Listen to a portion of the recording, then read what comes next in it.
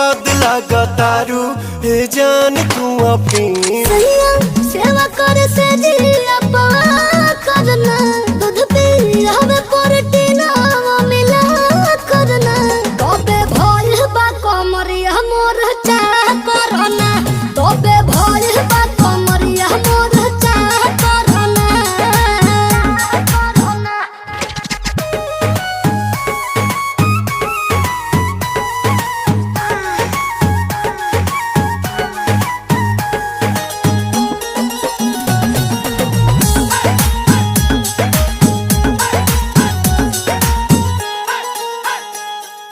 जगला में जो करे वो करे रात के मिलेला सुकून खाके राजा जी के हाथ के अच्छा लागेला कमर ककरी से भइल काटा हराबा हो गलिया लागेला जान टमा डराबा हो गलिया लागेला जान टमा डराबा हो कहे तोर गया तुझको मैं पा